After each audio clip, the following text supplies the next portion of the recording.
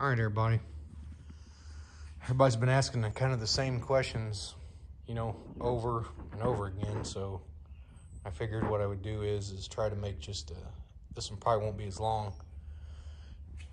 I want to show you what you do and how you get this thing together. I don't have a torque converter in it yet, but there's the adapter plate. Bolts in. That's by MarkedMotorsports.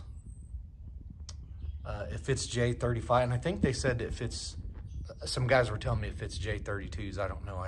I was told they're kind of the same. That's a, like I said, manual valve body. If you haven't seen the other videos, manual valve body. Let me come over here. That's a GT. That's a 3582, but we're not going to run it. It's told to go bigger, so that's what we're going to do. This torque converter right here is a TCI. It's right around a 4,000 for, it came out of a small block Ford turbo car. And this flywheel right here, this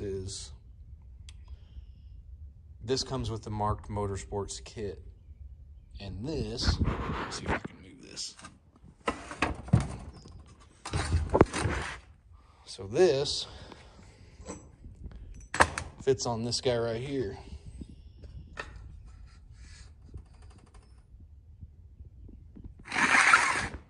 So this bolts to your J crank.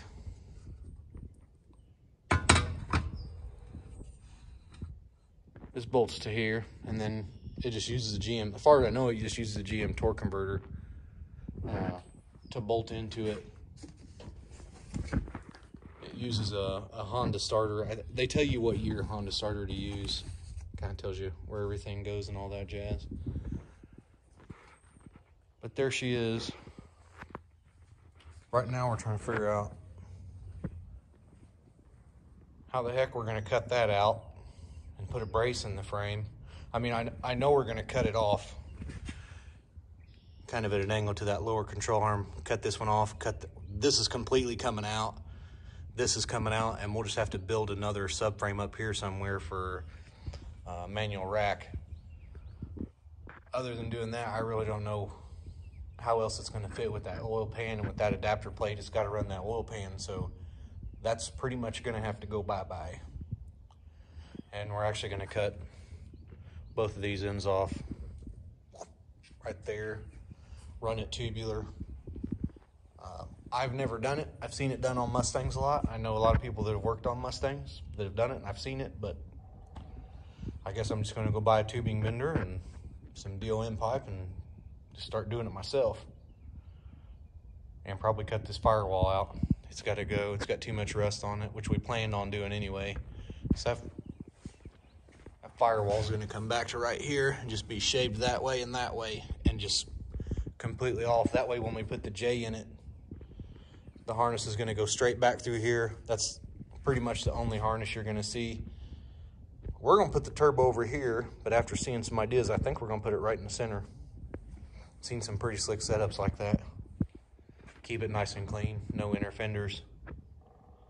I wish I had some more parts here to show you, but with all this crap going on in the news, everything's shutting down. So the next one, I'll try to get something lined up here to figure out how we're going to do this, or if you have any ideas on how I can rebuild, you know, maybe I could come out with a cross member that goes down under here, that goes lower, but then I don't want it to drag the ground because it's going to be sitting pretty low.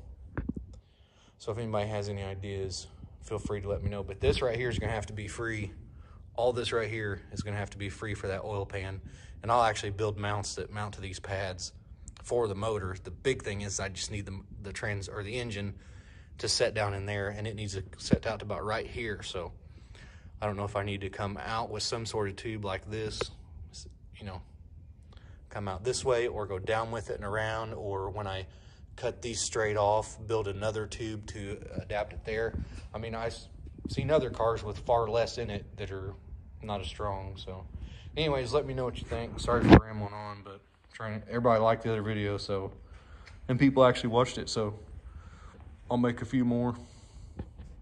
Hopefully you actually make some progress on it. So until next time, we'll see you later.